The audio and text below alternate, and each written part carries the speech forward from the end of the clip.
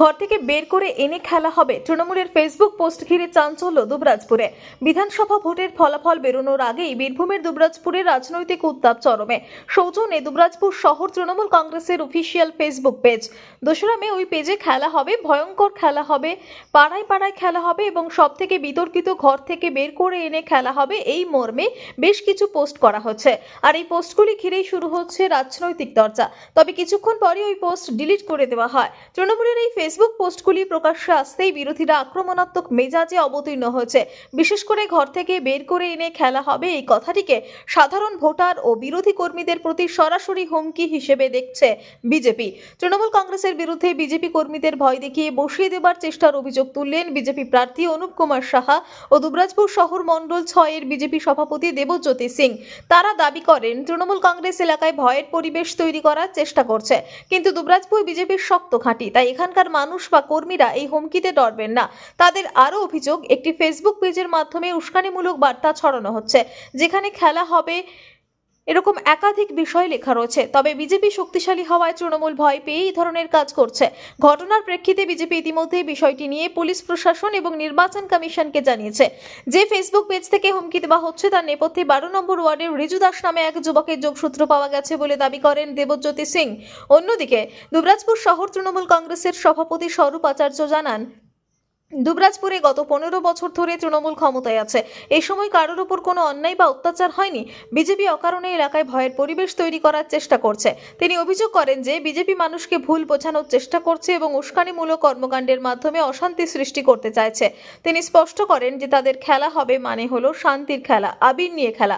তারা রবীন্দ্রনাথের গান গেয়ে এবং সবুজ আবির মেখে উৎসব করতে চান, কোনো রকম সহিংসতায় জড়াতে চান না। কেউ একটা আঙুল তৃণমূল দিকে তোলেনি যে তৃণমূল কোনো অন্যায় করেছে, কারোর উপরে অত্যাচার করেছে বলে। বিজেপি অকারণে কেন জানি না এই একটা ভয়ের বাতাবরণ সৃষ্টি করার চেষ্টা করছে আর কি। মানুষ ভোট দিয়ে দিয়েছেন, ভোট এখন বাক্সে বন্দি আছে, এখন তার ভয় দেখানোর কিছু নাই।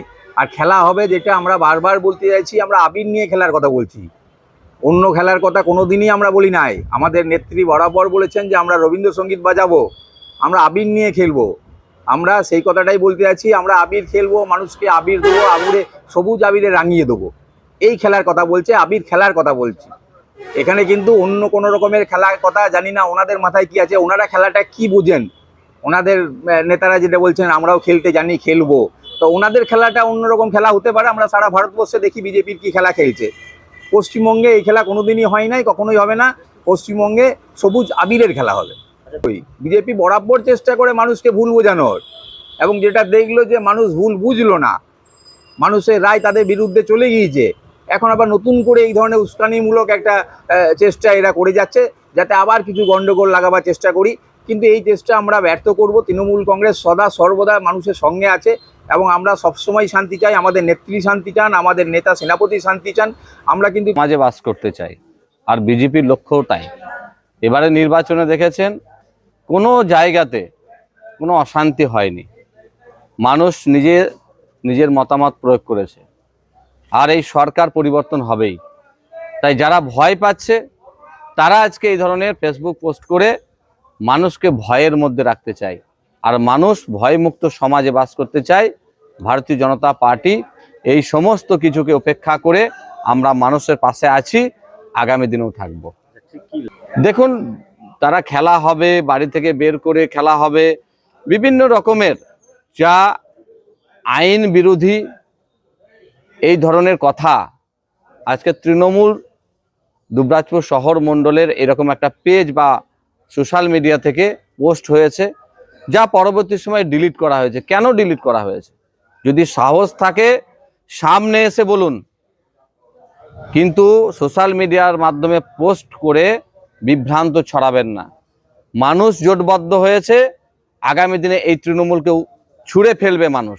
নিশ্চিতভাবে অশান্তি তৈরি করতে চায় মানুষ। 21 সালের ভোট পরবর্তী হিংসা দেখেছে, আজও তারা মনে রেখেছে।